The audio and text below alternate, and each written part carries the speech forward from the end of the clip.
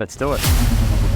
Alrighty, here we go. My name is Marty Fox from White Fox. Now, here's the deal. Well, ladies and gentlemen, welcome to Dylan Francis, our sales director in the north of Melbourne, which we've wanted to be in for a very long time, and a really great business partner for myself. I've thoroughly enjoyed you being part of this business, but we thought we'd sit down and have a chat and talk about how long's it been now? Well, White Fox is now 9 months. 9 months. We're not even a year in yet. Really, the flow state's probably been 6 months. Yep. Since getting back from Europe in August, September last year. So it feels like we've been here for 2 or 3 years. So you've had such a profound impact on this group because for those that don't know the agencies within Melbourne and the White Fox team in depth, you were really the first person that we've been able to bring into the business that was at that elite level performance, multiple, $1 million rider, running a team, doing extremely well, but also an agent that was focused on a particular core area. Yeah. And I remember, we probably spoke 2.5, 3 years ago when I recognized you and I thought, shit, this guy's doing some really good things. And I said, would you ever consider doing something? And you said, look, I'll have a coffee with you, but I bleed the color of my company that I work with. And I said, that's exactly fine. right, That's fair. But that coffee was amazing. We clicked. There was a genuine, connection and respect there and admiration. And then I think when I reached out a few years later, after you had seen what White Fox had been doing, was it the growth of seeing what we were doing in other states? Like, what was that mechanism for you to go, hey, maybe at this point in my career, which you were really at the top of your game 6 years in, what was that catalyst to say, actually, no, I might take a chance on a growing boutique brand?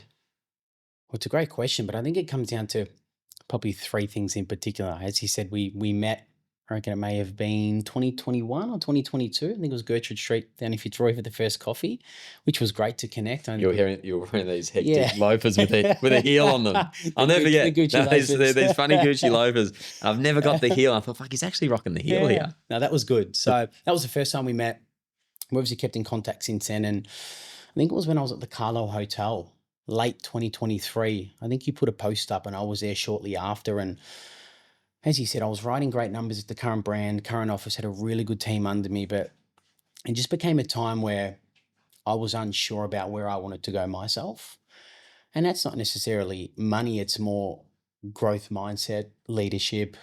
I've always had the drive to be my own kind of boss and leader and actually running a team under me. And that obviously stems from having a very well-performing team as well. But it just become a time where I'm like, if I'm going to do this, it probably needs to happen now. And I know when we spoke 2 years prior to that, that wasn't on the cards, but I had some time to think and recalibrate with the wife. I got married. I've done multiple renovation projects and I had everything I needed at the time. And it was just that one little thing that was just, lingering in the background. But obviously I want for change and I want to do better. And that's when, I reconnected with you and said, I've seen White Fox a lot more over the last year or so, and the growth and the likes of Lana Samuels, Pete Service, Mike DeCasio, people that have been in the business for quite some time to actually see the results now and the proof in the pudding. From an outsider, it actually resonated with me a little bit more. And well, it seems like you had these things under control. You had your personal life, your health and fitness, your developments, your flipping, your team. But it's like, when you've got too many, there's a saying, if there's too many chefs in the kitchen, shit just doesn't get done. And sometimes if there's too many shareholders involved, it makes it harder. And there's probably an element to the White Fox business model that actually just fit perfectly at that point in time where, you were able to take, our 7 years of learnings, our, leadership in behind the scenes at HQ, but actually take control of your office without noise. And I think that's a big thing. And it's part of our business strategy, identifying these people such as yourselves that might have 2 or 3 business partners where your shareholding is a little bit smaller, but you're having to get everything questioned throughout the day. Whereas opposed to, I think, why you're running so quick now, we'll talk about the numbers, is because you are so nimble in your decision making now. there's a huge amount of trust equity with what we do and with what you do, but because there's that deep understanding of listing and selling, we're able to crack codes very, very quickly. Yeah. Talk me through, going from being in a particular core area, right? Which you were the core area specialist, but you also had another gripe in the fact that you'd never listed and sold something over 3 million. And I think that when you've got a skill set where you can sell over 100 homes a year, the only way to make more money is to sell more properties, which is just exhausting, or growing your team, which just puts down your profit margin, increase the value of the asset that you're representing. So talk me through your 9 months in, what have the changes been with regards to adapting your skill set into markets that you know nothing about, but you've got a high EQ and you've got a deep understanding of the deal mechanics? Well, you've hit the nail on the head there. And clearly the reason for wanting change was to come to an agency and brand that people looked at in the marketplace as there is no core area that you sell in. So that actually worked quite well with me when making the move. Coming from a previous agency, there was a farm area, as they say, and you're supposed to work that area. And so that just puts a parameter and a fence around my brain. And I already feel trapped, like just thinking, like I would never want to be associated with a farm. It's hard. It's very hard. And then you come into WHITEFOX, and that was a main goal and a decision to join was opening up an office in Carlton, which is Northside, but then not having anyone to call or say, why are you listing in this suburb? That's my core area. That's my farm area. There's no red tape for me, which for me which then limits angst. And that's a cortisol releasing feeling that you get in your body when you're constantly having to navigate speed humps in your own camp. And that was a big decision for me. And to now not have a core suburb that I list and sell in. I've gone from Brunswick West to Moonee Ponds to Maribyrnong to Yarraville. We've done some great collaborations with Lana Samuels from the Bayside office, but I actually don't have a core suburb now, which I actually love. My poor car is picking up the Ks, which is unfortunate, the V8, but it's good to see that people are now resonating with myself in the office, and it's not, if my home's in Maribyrnong, Dylan has to be in Maribyrnong. It's not like that anymore, which I really love. They can clearly see how great our marketing is and the amount of eyeballs we are getting on our listings at the moment. And as they say, it's not about having market share. I truly believe it's about having market presence, which we've got. And now we're getting called in from every suburb just based on the results. And we're talking like, you've sold properties now over 8 million, one recently over 7 million. Something that's on the boil, in the teens. So you look at that, right? You look at Travancore, never sold there. We now have the record sale price in Travancore at 8.2 million. Maribyrnong had never sold there. Now have the record sale price in Maribyrnong. And as you said, Moonee Ponds, soon to be new record holder in Moonee Ponds, from a person who's left an agency to, trust his gut, but also to have a great business partner and mentoring yourself to actually trust your gut and actually now have no red tape on what we can do. It's, arguably 6 months into flow, and some of the results that, the team and myself are producing with the support of, HQ and marketing and yourself, it's extraordinary. And it's, so exciting to see where the next 6 to 12 months can go. Man, I got to say, like, it's a really proud feeling, because I remember, the sleepless nights, the rejection, the 2017s, the 2018s, running around like just going hard and having to use those case studies because, we were breaking records. We had sold the most expensive apartment for the year with Leighton Hewitts. We had sold a huge one on Beaconsfield Parade, another one here, another one there.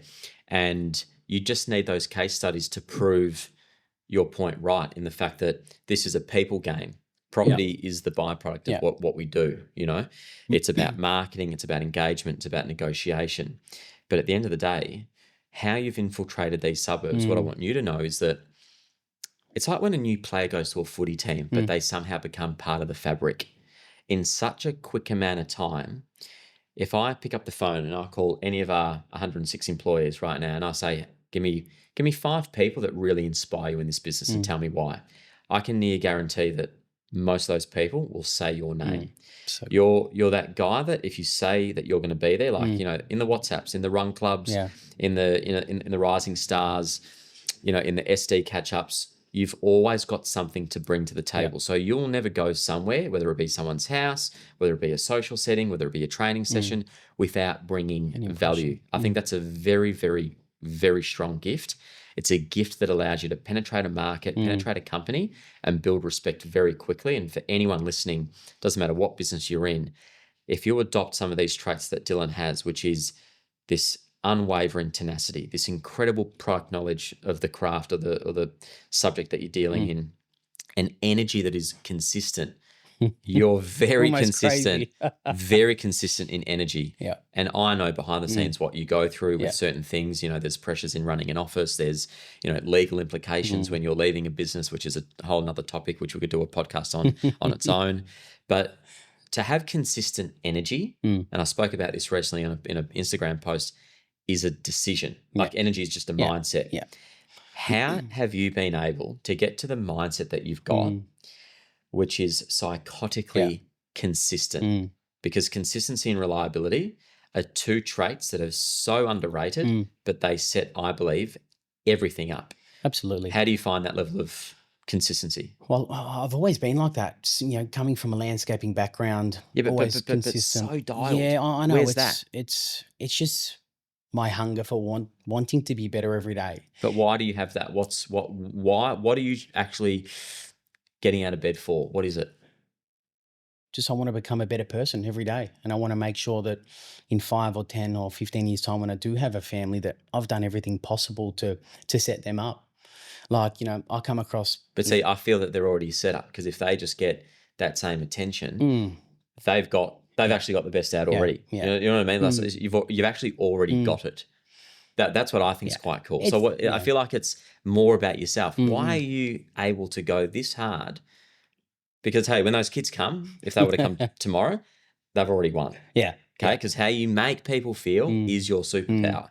I want to know, how do you get this level of consistency? Because I don't think that's about these kids or family. Yeah. I think there's something more special to get to that level.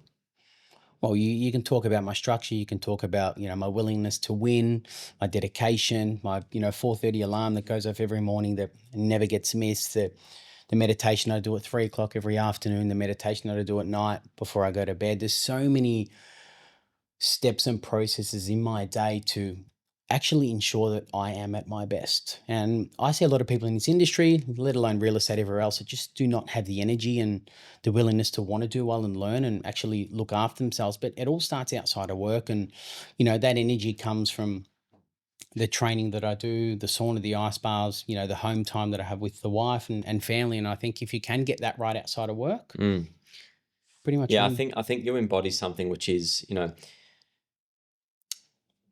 energy isn't moving. Moving is what gives you energy, and you're always moving. Like, it's almost like your social media, Instagram stories is your accountability partner. Yeah, because I feel like you post on that. When people know what I'm doing. Correct. People know what you're doing.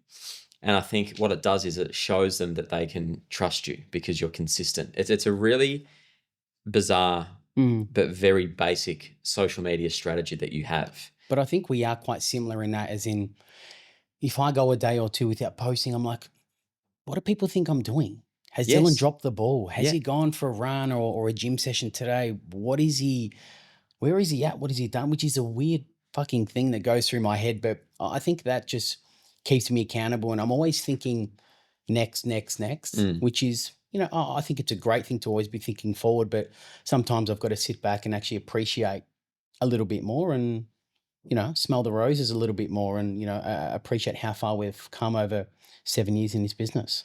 Now, going from elite agent to now running an office, managing people, running sales meetings, running huddles, looking at budgets, making sure that people are hitting targets. How have you found the experience of adding that layer on top of what you're already doing? It's tough. It's, I don't think you'll find anyone that says it's easy, but for me, being in control and actually making sure that everyone is at their best on a daily basis is motivating to me. It is. And their trajectory is somewhat on my shoulders, which is hard to accept sometimes. But if I know I'm in control 24/7 and I'm at my best version, hopefully that brushes off onto them. And if they can just take a little bit of what I do and bring half the amount of energy that I do to my day, I think they're halfway there. So you're in year 7. Mm. You've got an office. You've got a team of 8 or so, multi-million-dollar riders, somewhere probably in the $2 to $3 million bracket this year, I'd say, and in a growing brand that's getting a lot of eyeballs. So you're starting to become a really recognized person within the field based on what we're doing behind the scenes to put your face in front of people. How do you feel that has then impacted your ability to help other people build those types of profiles? Because it's actually quite hard. Yeah. Well, I think it all starts with me, right? And I think if I can do the right stuff and people can look up to me with what I'm doing behind the scenes and results, people in our office are now getting called in based on results that I'm doing. So it's a flow-on effect. It's not Dylan's getting a call anymore. It's Rebecca or Fedger or Vincent or Paddy. But it's all back down to the work that we're doing collectively behind the scenes together. And now everyone else is starting to reap the rewards, which is exciting. And that's part of the reason that I do what I do. So it can brush onto everyone else and they can take a bit of that energy and sprinkle a little bit on top of them. And leverage you in those moments where they need to see it live. Yeah. And it's crazy because everyone starts somewhere. So your first year in the game, those first 4 years, which are the most crucial, just talk me through your results, but also what you were doing. Because I find that, and you've seen it, you've been part of this business now for 9 years. You've seen a shitload of people come in and you've seen a shitload of people go out. And, you know, the 3 styles of agents are those emerging agents, those growth agents, and then those pinnacle. What were those first 4 years? I probably found it a little bit easier than the average person. And it probably comes back to, Marty, the structure, sticking to what I'm great at. And again, what was that at the time in year 1? At the time, I was connecting in the community. I come from a local football club, local school. I work in a marketplace that I've been in for 20 years. So as a landscaper? As a landscaper. So there was a landscaping family business that I did out of school for six years. Traveled the world a lot, went to Europe multiple times, South America, Thailand, Bali. So I kind of got that out of my system. And then at 24, there was just this itch to want to get into real estate. And I got a position at the firm I just left. So I was obviously there for 6.5 years. I don't like to chop and change. And a position arose where it was a cadet, which, you know. Same as what I had. Yeah. The cadet So it is. And it's unfortunately the most $1 productive person in the office, but helping everyone get their shit done. So they said, you'd be in that for 2 years. I think I did that role for 3 months. And then I started listing my own properties within 3 months. And was that because you were good at just asking the question, getting to the point? That's it. And just asking people for business, doing some other things outside of the cadet role. So when you see that moment where there's an opening, how do you ask for the business? What do you say? It's pretty straightforward. Yeah, it's, you know, Dylan from WHITEFOX, previous where I was, obviously a cadet, started a new business. I know we've connected over the last few years. I'm in real estate now, would love the opportunity to catch up and have a chat. And if you're looking to list or sell anything, would love to be the first person you call. And that was just your outreach call? And people actually appreciate that. It's not hard. No, it's not hard. But I love how you said, you know, I was the cadet, that, and the other. Like, it doesn't matter. No shit. It doesn't matter. Yeah. So that for 3 months, joined a team after 3 months, and within 6 months of joining that team, I was a campaign buyer manager, and I was listing, I think 5 or 6 properties on my own as a buyer manager each month. There came a time, probably 2 years in, I said, it's not that it's easy, but I'm moving pretty quickly here. And you cracked the code on. I had some pretty big goals, and I wanted to be a standalone agent and build a team. And I actually got a bit of pushback. And they said, you're probably not ready. I said, no, I'm ready. I'm ready to make this step. And I stepped out to a solo agent when COVID hit. So to actually move away from a salary to a fully commission-based agent, to go out solo over COVID, working from home, and I just doubled down, made the calls where everyone else probably wasn't doing that over the break. And when I come out of that period and we could actually get back into showing some inspections, and you started flying. Yeah, we started flying. In year 1, I think I wrote 5 times more than the original target that I set. month 3, I put on an EA, and then month 6 was a buyer manager. This is in year 1 of stepping out on my own, and then after year. Do you remember what sort of numbers you cracked? Yeah, so year 1 was a goal of 350. We did 1.3, and then year 2 was 2 million. In year 1 as the lead agent. Yeah, wow. Yeah, and then it went up to 2 million, and we haven't looked back since then. So and then this year your goal is to crack 3? Crack 3, yeah. And I felt everyone says it's very hard to get to 1 million. For me, that was the easiest part. Now getting to 2+, it's staff, office, a lot more on my head now to control, to actually perform and write those big numbers as well. Talk to me about the vendor's mindset when you're dealing in 8 to 12 million versus 1 to 2. It's easier.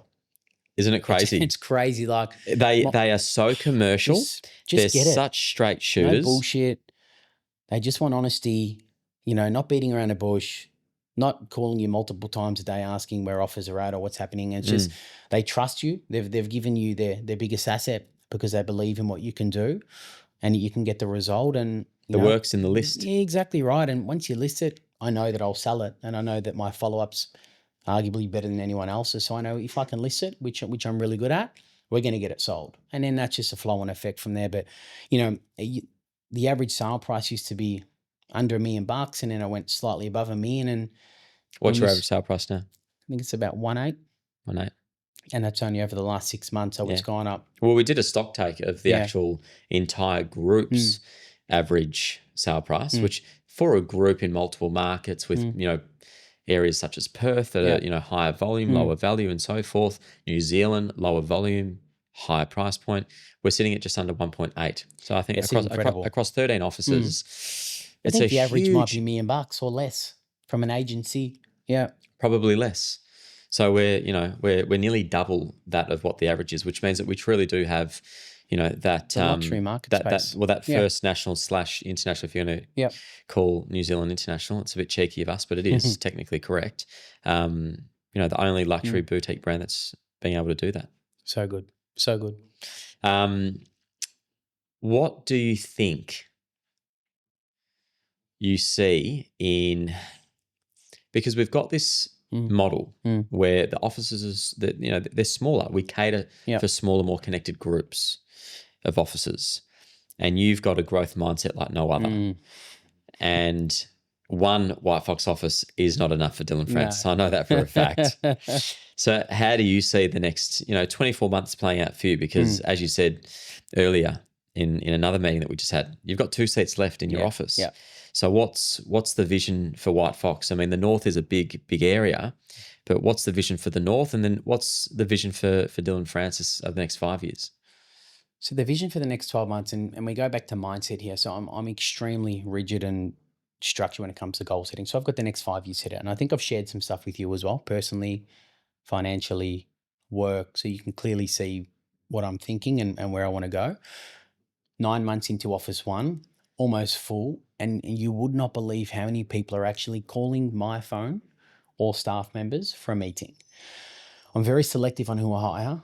I've found it extremely tough over the last 7 years to let people in. And when I let them in, I don't want to let them go. And it's worked quite well.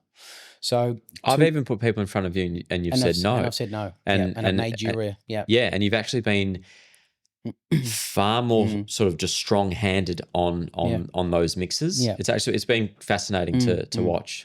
I just don't want to have someone join a business and then I lose time and energy and I have to fire them. I don't want that. I want to go build a great team, great office, which we have, a beautiful culture. And I'm 32 and I'm leading the office, and I really want to bring on some like-minded people that want to take on the world with me and become business partners with me. But we'll fill up Carlton, which I reckon over the next few months will be full. Then we'll look at Office 2, which I think as a business partner we should have by the end of this year. Open, I agree. Open early 2026. Particularly with the appetite that we're really seeing. I just feel like, the suburbs north of the Yarra, right? I'm not going to list them because there's a shitload of them. Yeah. They really, and look, we're sending out a huge bloody, clue here, and you're going to see more luxury brands. And I can tell you, we're the first true luxury brand that's gone into that marketplace, because our friends across the road, they really haven't done it. And I can near guarantee they're going to, because they're seeing what we're doing and they will want a slice of that pie. And guess what? There's a lot there. But you know what? Come on in. Happy days. You know what I say? Let whoever they want come over, but it's in the individual and Always. the people who are driving that business. Correct. You can open up whoever you want in Carlton next to me, or in Essendon, or in Brunswick. Are they going to have the same commitment, the same energy, and the same drive as us? No fucking way. So that's what I said. Bring it on. The more the merrier. The North is a huge it's so pocket. big. You know, we come from a brand that had arguably 10 offices in the North, Northwest, you know, across the river. And we've got one. But we're still listing and selling everywhere, which is super exciting. I love it. So I there really needs to be office 2, and there needs to be office 3. And then, I believe, for a while, queue in the rack. Is that like something going in the ground? Queue in the rack, raise the flag, and then work out what Dylan wants to do. Is it in 5 to 10 years' time, I'm 32, by 40, do I want to be off the tools and have more of a management role? Yeah. Call great auctions? Yeah. Go up and invest in other markets. Invest in other now markets. that we're around, there's a lot of offices that really need, the intel that you have is beyond listing and selling. Yeah. The intel that you have is in leadership, it's in mindset, it's in processes, it's in systems. What people don't understand behind the results is a very calculated man, and one that I'm just so proud to have as a business partner. But also, you are like a walking, talking billboard for what it is that we believe we can get out of people. Of course. I think the person that I met versus the person that you are, it's the same person, but the future is totally different. The sky's the limit. So, as I said before the pod, off camera, I've got to pick up the kids today. So we'll wrap this one up a little bit quicker than normal. But I just think that if there's anyone out there that really wants to pick someone's brains that has come from a cold start at 24 into a tough market, into COVID, into a new business, being able to transform, being able to really do the things that an agent puts on their wish list, feel free to, reach out to Dill, because he is a genuine superstar. Or if there's anyone else out there who wants to join the business and is prepared to make the move, give me a call. Sounds good.